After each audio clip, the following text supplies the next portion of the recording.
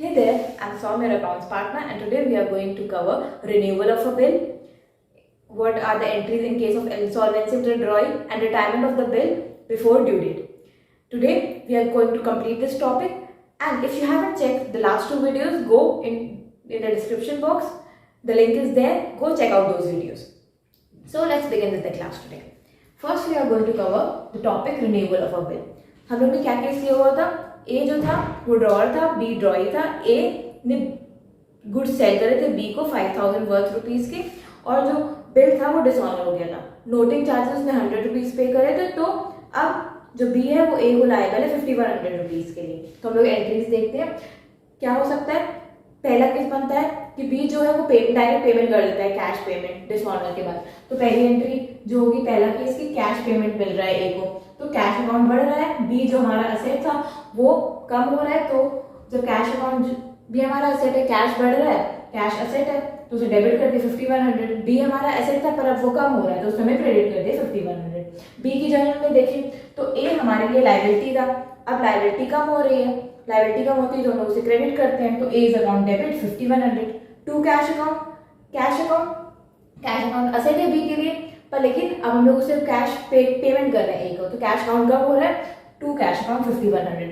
अब एक केस ऐसा हो सकता है कि बी कहते हैं कि मुझे अभी पेमेंट नहीं करना, मुझे थोड़ा और टाइम चाहिए, तो ए ऐसा कर सकता है कि वो फिर से एक बिल ड्रॉ कर दे बी के ऊपर 2 महीने का, तो 2 महीने का वो इंटरेस्ट चार्ज करेगा। तो हम लोग पहले पेमेंट इंटरेस्ट की एंट्री कर देते हैं। इंटरेस्ट उसके पास 2 ऑप्शन है, या तो वो इंटरेस्ट जो है वो कैश पेमेंट कर दे या वो बाद में बिल्स रिसीवेबल के साथ पेमेंट करे।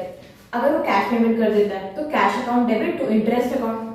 कैश आ रहा है, इंटरेस्ट हमारे लिए इनकम है, तो इनकम जब बढ़ रही होती है तो हम लोग उसे क्रेडिट कर देते हैं, तो cash account debit to interest account.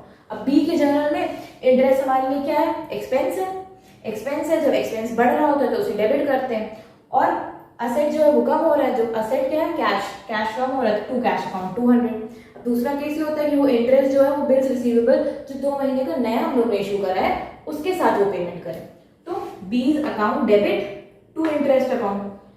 Cash की जगह बी को हम लोग ने डेबिट कर दिया, बी हमारे लिए अब असेट बन गया है, और इंटरेस्ट हमारे लिए इनकम था तो इनकम बढ़ रही है तो क्रेडिट करेंगे।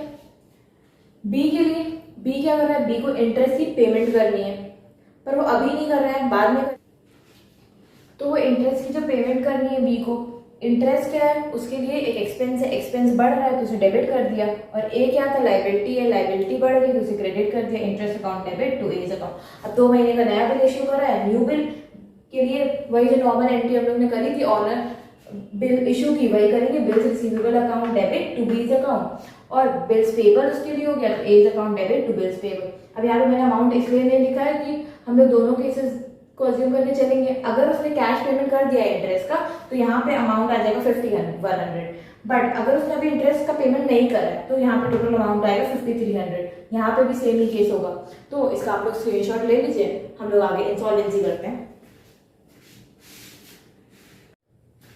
तो अब हम लोग इंसॉल्वेंसी वाले टॉपिक के साथ स्टार्ट करेंगे। तो पहला एंट्री होगी हमारा डिसऑनर की एंट्री होगी, जो नॉर्मल एंट्री हम लोग ने सीखी थी। सेकेंड एंट्री में हम लोग क्या कहेंगे? इंसॉल्वेंट इंसान कब हो जाता है? जब उसके पास बिल्कुल पैसा नहीं। तो इंसॉल्वेंसी को हम लोग हिंदी में बोलते हैं दिवालिया हो गया। तो ए जो था वो ड्रॉअर था, बी ड्रॉई था, कौन इंसॉल्वेंट हुआ? जो पेमेंट नहीं कर पा रहा है, बी जो है वो इंसॉल्वेंट हो गया। इन केस तो बी जो है वो इंसॉल्वेंट हो गया। अब कैश अकाउंट डेबिट, बैड डेब्ट account debit to B's account, ये एंट्री हम लोग ने क्यों की है?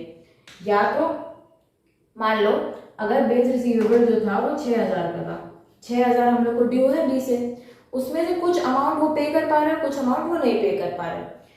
मान लो 50% वो कैश में दे रहा है, 50% नहीं कर पाएगा। 50% जो हमें रिसीव हो रहा है 3000, उसको हम लोग कैश अकाउंट में डाल देंगे, और 3000 जो नहीं कर पा रहा है, नहीं दे पा रहा है, उसे बैड डेब्ट अकाउंट में डाल देंगे। कैश अकाउंट डेबिट, बैड डेब्ट account debit to B's account. Cash हमारा असेट है जो बढ़ रहा है तो उसे डेबिट कर रहा है, बैड डेब्ट अकाउंट डेबिट इसलिए रहा है क्योंकि वो अब एक्सपेंस है और एक्सपेंस बढ़ रहा है। बी हमारा असेट था जो कि अब कम हो रहा है तो उसे क्रेडिट कर दिया। सिमिलरली इन बीज जर्नल जो कि हमारा ड्रॉई था, ए जो हमारी लायबिलिटी थी वो अब कम हो रही है तो उसे डेबिट कर दिया 6000, और जो कैश है वो जा रहा है, और जो डेफिशिएंसी है वो भी 3000 की है तो वो भी डाल दी उधर। हो सकता है कि बिल्कुल भी वो कुछ ना दे पाए, हो सकता है कैश अकाउंट में कुछ आ ही ना रहा, बी पूरी तरह से दिवालिया हो गया, तो हम लोग कैश अकाउंट को डेबिट ना करके सीधे सीधे bad debt account debit 6000 to B's account 6000 कर देते हैं। सिमिलरली बी की जर्नल में क्या करते हैं, A's account debit to deficiency account 6000। अब ये हो गया insolvency. Retirement of bill of exchange का मतलब ये है कि हम लोग ने पहले पेमेंट कर दी, हम लोग की मेच्योरिटी डेट आई नहीं थी, ड्यू डेट आई नहीं, उसके पहले ही पेमेंट कर दी, तो ए क्या करता है, हम लोग को रिवॉर्ड देता है।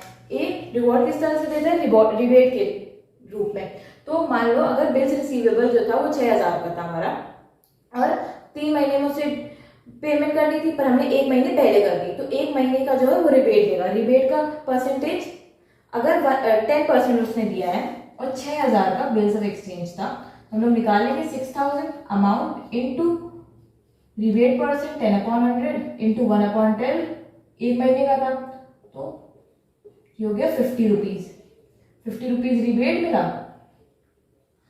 और ये हो गया 5950।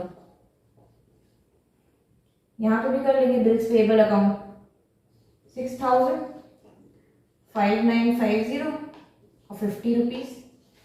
यहाँ पे देखिए तो कैश अकाउंट जो है वो कैश हमारे पास आ रहा है, रिबेट हमारे लिए क्या है, एक एक्सपेंस हो गई, हमें मिलने 6000 थे, बस 50 रुपये हम लोग ने उसको दे दिए, तो वो हमारे लिए एक्सपेंस हो गई, एक्सपेंस बढ़ रहा है 50 रुपये, इसलिए उसको डेबिट कर दिया। To bills receivable account, bills receivable हमारा असेट था जो कि अब कम हो रहा है, तो इसलिए उसे क्रेडिट कर दिया। अब बी की जर्नल में देखिए तो बिल्स पेबल हमारी लाइबिलिटी थी, लाइबिलिटी अब कम हो रही है, तो लाइबिलिटी को हम लोग ने डेबिट कर दिया। Bills payable account debit 6000 to cash account to rebate account. Cash account हमारा असेट था, असेट अब कम हो रहा है, असेट कम होता है तो हम उसे क्या करते हैं, क्रेडिट करते हैं टू कैश अकाउंट 5950, और रिबेट हमारे लिए इनकम है, इनकम बढ़ रही है, इनकम अगर बढ़ रही है तो 50 हमारा क्रेडिट हो गया। तो हम लोग ने पूरा bills of exchange in 3 videos में कवर कर लिया है। अगर कोई भी डाउट हो तो do mention in the comment section. Thanks for watching.